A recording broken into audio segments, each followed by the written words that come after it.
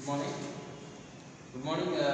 Yesterday we are discussing about the indirect tax and taxes and indirect taxes. So, what is direct tax and indirect tax? Direct tax అనేది ప్రత్యక్ష పన్ను. ఒక వ్యక్తి సంపాదించిన ఆదాయమే కానీ, ఒక వ్యక్తి సంపాదనమే కానీ, అంటే అతనికి ఉన్న సంపద వ్యర్థమే కానీ, లేకపోతే అతను వ్యాపారం ద్వారా ఆర్జించిన ఆదాయమే కానీ ట్యాక్స్ అనేది విధించడం జరుగుతుంది. సో దాన్ని డైరెక్ట్ ట్యాక్స్ అంటాం.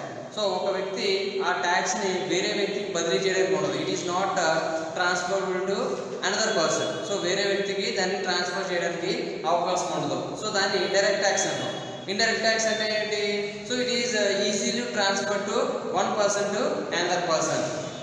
ఒక వ్యక్తి నుంచి వేరే వ్యక్తికి ఈజీగా ట్రాన్స్ఫర్ చేయడానికి, బదిలీ చేయడానికి అవకాశం ఉన్న పన్నుని మనం ఏమంటాం అంటే పరోక్ష పన్ను అంటాం. పరోక్ష పన్ను అనేది ఒక వ్యక్తి మీద విధించబడి అది ఫైనల్గా ఏ వ్యక్తి అయితే వస్తువును కొనుగోలు చేస్తున్నాడో అంటే ఖాతాదారుడి దగ్గర నుంచి కలెక్ట్ చేయడం అనేది జరుగుతుంది. దానికి ఇండైరెక్ట్ ట్యాక్స్ అంటాం. సో ఇండైరెక్ట్ ట్యాక్స్కి అంటే పరోక్ష పన్నులకి కొన్ని లక్షణాలు ఉన్నాయి. సో దాని ఏమంటామంటే ఫీచర్స్ ఆఫ్ ఇండైరెక్ట్ ట్యాక్స్ లేదా క్యారెక్టరిస్టిక్స్ ఆఫ్ ఇండైరెక్ట్ ట్యాక్స్. అంటే పరోక్ష పన్నులు లక్షణాలు. ఇందులో చూస్తే tax burden can be shifted. అంటే ఏదైతే పన్ను బర్డెన్ అనేది ఉందో దాన్ని ఒక వ్యక్తి నుంచి వేరే వ్యక్తికి బదిలీ చేసే అవకాశం అనేది ఉంటుంది. ఓకే, అంటే ఫర్ ఎగ్జాంపుల్ ఒక ఎక్సైజ్ డ్యూటీ అనేది ఎక్సైజ్ ట్యాక్స్ పడింది అనుకో. సో ఎక్సైజ్ ట్యాక్స్ అనేది వస్తువు మీద పడినప్పుడు ఆ పన్నుని మనం ఏం చేస్తాం, ఫైనల్గా ఆ వస్తువును కొనుగోలు చేసే ఖాతాదారుడి మీద విధించడం అనేది జరుగుతుంది. ఓకేనా? సో ఆ విధంగా మనం ట్యాక్స్ని బదిలీ చేసే అవకాశం అనేది ఉంటుంది. అలాగే దీంట్లో ఇంకో లక్షణం indirect tax taxation is community tax. అంటే ఇండైరెక్ట్ ట్యాక్స్ అంటే పరోక్ష పన్ను అనేది చూస్తే ఇది వస్తువు మీద విధించే పన్ను. దేని మీద ఇస్తాం? వస్తువుల మీద విధించే పన్నునే మనం పరోక్ష పన్ను అంటాం. ఇది ఇంకొక లక్షణం. అలాగే while imposing direct taxes the ability of the tax payer is directly determined, whereas in respect of indirect taxes the ability of tax payer is indirectly determined. అంటే ప్రత్యక్ష పన్ను అనేది సో డైరెక్ట్ గా ఒక వ్యక్తి యొక్క సామర్థ్యాన్ని బేస్ చేసుకుని, ఆ వ్యక్తి ఆర్జించిన ఆదాయం మీద బేస్ చేసుకుని మనం విధించడం అనేది జరుగుతుంది. కానీ పరోక్ష పన్నులకు వచ్చేటప్పటికి ఒక వ్యక్తి యొక్క సామర్థ్యంతో సంబంధం లేకుండా పరోక్ష పన్నులు పరోక్షంగానే విధించడం అనేది జరుగుతుంది. అంటే పరోక్ష పన్నుని ప్రతి వ్యక్తి చెల్లించవలసి వస్తుంది. ఫర్ ఎగ్జాంపుల్ మనం ఏదైనా ఒక వస్తువును కొనుగోలు చేస్తే మనందరం కూడా పరోక్ష పన్నుని చెల్లించడం అనేది జరుగుతుంది. ఓకేనా? సో ఇది ఇంకొక పాయింట్, ఇంకొక లక్షణం.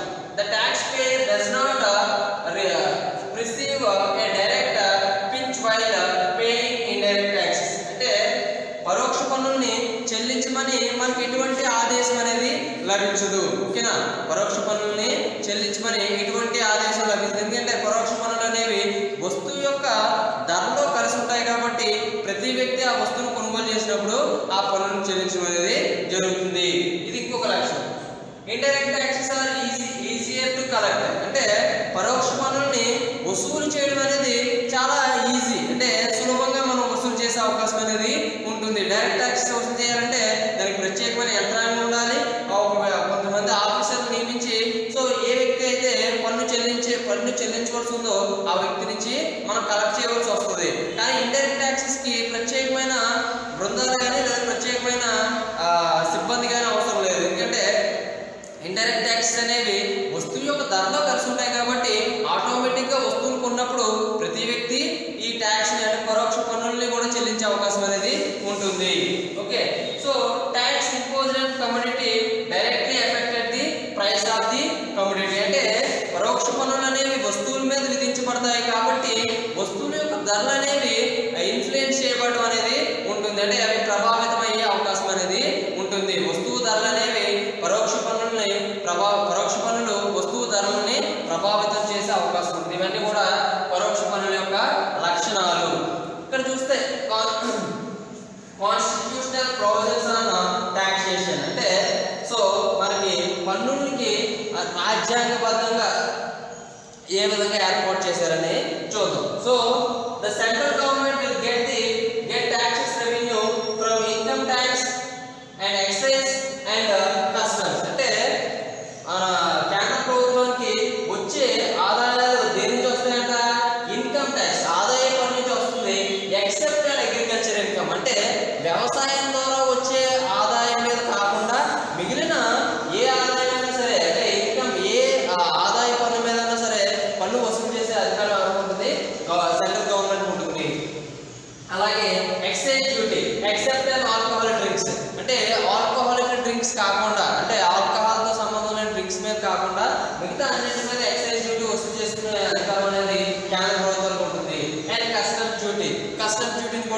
వసూలు చేసే అధికారం అనేది సెంట్రల్ గవర్నమెంట్ ఉంటుంది. దీని ద్వారా అది రెవెన్యూని కలెక్ట్ చేసుకోవడం జరుగుతుంది.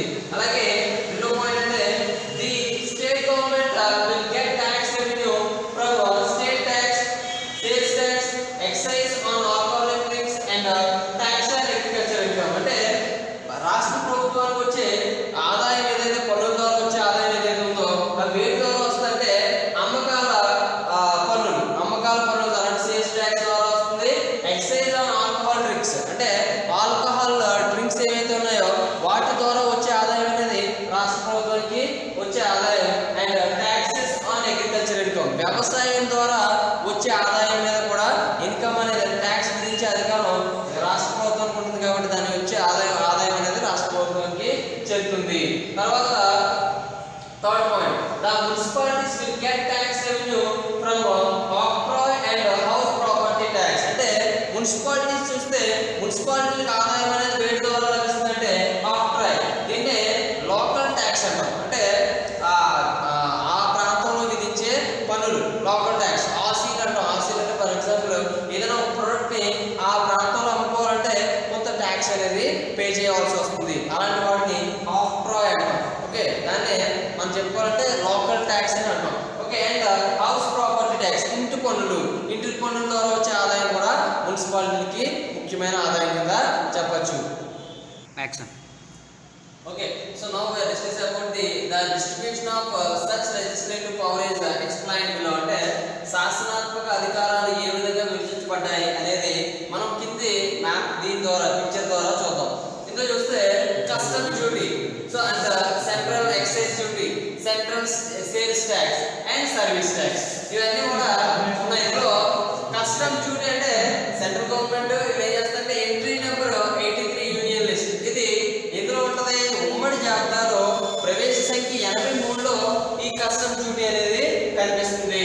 కస్టమ్ డ్యూటీ కస్టమ్స్ యాక్ట్ 1962 అంటే కస్టమ్ డ్యూటీని ఎప్పుడంటే 1962 కస్టమ్స్ చట్టం ద్వారా తీసుకురావడం అనేది జరిగింది. Okay, లీవ్డ్ and collected by central government. అంటే ఈ కస్టమ్ డ్యూటీని ఎవరు విధిస్తారంటే సెంట్రల్ గవర్నమెంట్ అంటే కేంద్ర ప్రభుత్వం విధిస్తుంది. అలాగే కేంద్ర ప్రభుత్వమే దీన్ని కలెక్ట్ చేయడం అనేది జరుగుతుంది.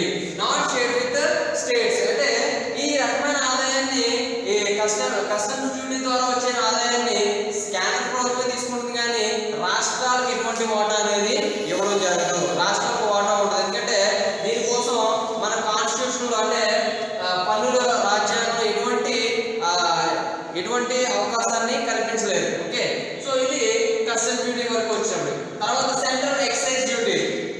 సెంట్రల్ ఎక్సైజ్ డ్యూటీ అనేది ఇది ఉమ్మడి జాబితాలో ప్రవేశ సంఖ్య 84లో ఉంటుంది. సో దీన్ని సెంట్రల్ ఎక్సైజ్ యాక్ట్ 1944 అంటే సెంట్రల్ అంటే కేంద్ర ఎక్సైజ్ చట్టం 1944 ద్వారా దీన్ని చేయడం అనేది జరిగింది. లీవ్డ్ and collected by the central government. అంటే ఈ ట్యాక్స్ ని కేంద్ర ప్రభుత్వం విధిస్తుంది, అలాగే కేంద్ర ప్రభుత్వమే కలెక్ట్ చేయడం అనేది జరుగుతుంది. Shared with states. అంటే దీని నుంచి అంటే సెంట్రల్ ఎక్సైజ్ డ్యూటీ ద్వారా వచ్చిన ఆదాయాన్ని సెంట్రల్ గవర్నమెంట్ ఏం చేస్తుందంటే కేంద్ర ప్రభుత్వం రాష్ట్రాలకి వాటి యొక్క వాటాల ప్రకారం ఇవ్వడం అనేది జరుగుతుంది. సో దీనికి మన కాన్స్టిట్యూషన్ లో ఉన్న ఆర్టికల్ ఏంటంటే ఆర్టికల్ 270 ప్రకారం దీన్ని ఇవ్వడం అనేది జరుగుతుంది అన్నమాట. Okay, and central sales tax. Okay, central sales tax కేంద్ర అమ్మకాల పన్నులు. సో కేంద్ర అమ్మకాల పన్నులు చూస్తే ఎంట్రీ నెంబర్ ఇది కూడా ఉమ్మడి జాబితాలో భాగమే. ఎంట్రీ నెంబర్ 92A అంటే ప్రవేశ సంఖ్య 92A ప్రకారం ఉమ్మడి జాబితాలో ఉంటుంది. సో దీని యాక్ట్ ఎప్పుడు చేశారంటే సెంట్రల్ సేల్స్ ట్యాక్స్ యాక్ట్ 1956 కేంద్ర అమ్మక పన్నుల చట్టం 1956 చట్టం ప్రకారం దీన్ని తీసుకురావడం అనేది జరుగుతుంది. లీవ్డ్ బై ది సెంట్రల్ గవర్నమెంట్. అంటే ఈ ట్యాక్స్ అనేది సెంట్రల్ గవర్నమెంట్ చే విధించబడుతుంది, కానీ ఎవరు కలెక్ట్ చేస్తారంటే ఈ రకమైన పన్నుల్ని స్టేట్ గవర్నమెంట్లు కలెక్ట్ చేయడం అనేది జరుగుతుంది. Assigns to states. అంటే ఇవి కలెక్ట్ చేయడం వరకునే ఎవరి బాధ్యత? రాష్ట్ర ప్రభుత్వాల బాధ్యత. ఆ ఆదాయాన్ని ఏ విధంగా ఇవ్వాలనేది సెంట్రల్ గవర్నమెంట్ చూసుకోవడం జరుగుతుంది. ఇదేంటంటే మన కాన్స్టిట్యూషన్ లో ఆర్టికల్ 269 ప్రకారం దీన్ని పొందుపరచడం అనేది జరిగింది. తర్వాత service tax. Okay, so service tax సేవా పన్నులు వచ్చినప్పటికీ ఇది కూడా ఉమ్మడి జాబితాలో ఒక భాగమే.